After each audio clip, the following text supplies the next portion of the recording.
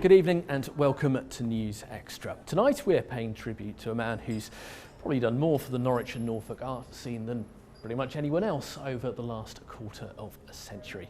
Peter Wilson's stepping down as the Chief Executive of the Norwich Theatre Royal after 25 years in the role. Looking around the place now, it's a successful regional theatre, but that wasn't always the case when he took over all those years ago. Well, it was more or less derelict. When I arrived, there were 4 of us in a porter cabin in the car park, and there was some workmen in the building. This was February of '92, and we didn't open until November of '92. So the whole of that summer was spent overseeing the refurbishment work. He got it open again after 2 years of it being sadly neglected. When it shut down in whenever it was, 1989, we went to the tent. The theatre arts courses carried on throughout. So we sort of shared an office for about a year while the theatre was being refurbished. So we got to know each other pretty well. We opened with Tom Jones, I think, and the Sid Lawrence Orchestra. Now there's a double you don't hear very often. And we had the Birmingham Royal Ballet in doing Nutcracker, and then Lionel Blair came that first winter to do Cinderella. And since then we've done 2,500 productions over the 25 years. We've sold 10 million tickets to 10,000 performances. So it's been a busy, busy theatre. Because in those early years, was there ever a point where you thought, I'm not sure we can turn this round, I'm not sure we can make a success out of this? Never for one moment. I always thought this would work. The key to it is that there are 1,300 seats. So if you do have a production which really works, you can make enough money on Friday and Saturday to pay for the empty Monday and Tuesday. On 400 seats, 500 seats, 600 seats, you can't do that. But I knew that if we did it properly, that there would be enough money eventually. And certainly that first pantomime with Lionel Blair, we took a lot of money, and that kept us going for a little while. And then in, I think, the summer of '94, we had Arcadia from the National Theatre with Felicity Kendall, Bill Nye, Rufus Sewell, Harriet Walter, directed by Trevor Nunn, Tom Stoppard's new play, National Theatre. That made us a lot of money. And we kind of, we ticked over until the Ring cycle in the summer of '97. And then the game became something else. It became much less about survival and much more about ambition. So how do you go about turning around a theatre that just over 2 decades ago was simply struggling to survive, but now hosts some of the biggest names and biggest shows in the business? Well, it seems there's no one simple way to success. Everybody wants to come into the theatre is reaching out into communities in an incredible way. Peter has reached across the whole of the country so that some of the very best work produced in the UK has a home here in Norwich, and that's so exciting. What an incredible 25 years for this place.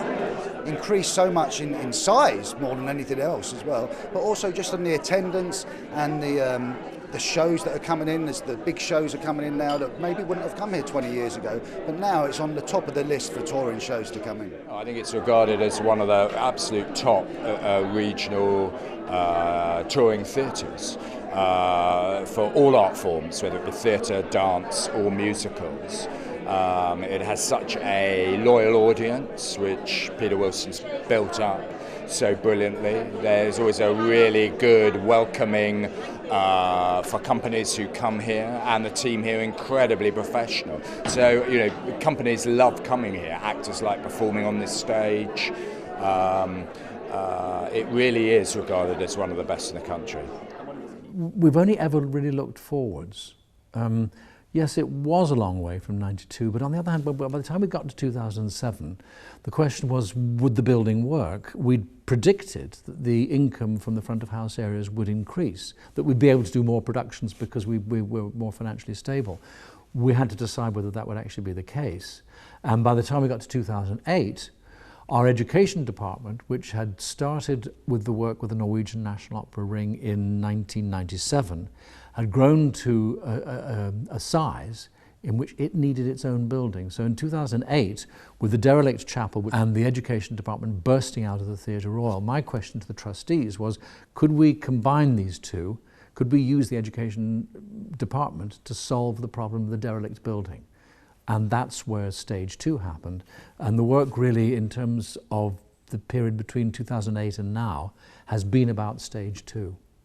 But it's not just the big shows that appear in the theatre behind me that will form Peter Wilson's legacy here at the Theatre Royal. It's also the work the theatre does in the community day to day now, and the commitment to training the next generation of stars. When I first arrived, we were crammed in a little cubby hole under the stairs, and now we've got a brand new building opposite stage door, and that's all really down to Peter. He pushed it through. Sometimes I think the trustees were a bit nervous. That's an understatement, but his vision was there right the way along. Stage 2, which is right next to this building, I think it is almost unparalleled anywhere else in the country to have such a high quality facility for young people, for communities, right next to the main stage, but not just that, in the middle of this hugely vibrant city. I think Stage 2 is one of the most extraordinary and exciting things that I've seen in a very, very long time. These are facilities that were just not available when I was starting in the theatre, and there will be so much creative energy for young people and educational facilities, and it's all Peter's love of theatre and of young people and encouraging them onwards that's made it possible. I don't really know any other chief executive of a regional theatre in the country who has done as much as he's done in terms of revitalising the arts and really making Norwich an absolute sort of centre, not just Norwich of course, but Norfolk as well, an absolute centrepiece, for culture generally. If you're an educational charity generating decent surpluses out of what you do on the stage because you're presenting good things to people who are being treated well, then you have a duty to decide whether you can do it better. And that's what Stage 2 is about. Can you give the education and the learning and participation department its own muscle so that it can do better what it's already doing well? And it was never a question of legacy. However, by the time the trustees said in June of 2015 that they were prepared to commit the Theatre Royal's finances to building Stage 2, then my thoughts turned to, all right, now I need to start planning my own departure, because it's necessary, once this building is open, that it gets handed over as early as possible to somebody who has fresh energy. One of the biggest tributes being paid to Peter is the naming of the theatre at the Stage 2 building in his honour, that helps train up the next generation of young actors and actresses. But the tributes have been coming from all across the world of showbiz. Very inspirational to me. He's helped me a good deal through my show business career while he's been here. I have the highest respect and admiration for his thoughts, his genuine enthusiasm in theatre and the arts, which has been very beneficial to the city of Norwich and to Norfolk. It's not usual for a provincial theatre to be as successful as this, but also to have its influence on such a wide area. The Norwich Playhouse, Sea Change, the George's Great Yarmouth, and so many things, and it's all due to Peter's extraordinary energy and just for his love of the job, and it's infectious. I mean, he was fantastic. He was funny. He was inspirational in what in his comments. He was great to have around in the fact that he let you go your own way and didn't direct you back down a particular passage. But it was a joy to work with. John Paul Getty said, if you want to get rich, right, you have to rise early, work hard, strike oil. And the oil here is Norfolk and Norwich. There's a very deep well of loyalty towards the institutions like the theatre, like the football club, like the cathedral, like the museums and galleries and so on around Norfolk. The key to the Theatre Royal actually is that deep well of loyalty. We have 11,500 friends. It's 9,000 friends more than the national average. And that shows you how much people value these great institutions, whoever is running them, interestingly. Is there a formula? No, there's no formula other than rise early, work hard, strike oil. So that's 25 years of Peter Wilson, the man who helped turn a struggling regional theatre into one of the most successful of its kind in the whole country. As ever, you can join the conversation on Twitter. We are @MustardTV. The hashtag is NewsExtra. As Norwich says goodbye to Peter Wilson, 25 years at the Theatre Royal. Good night.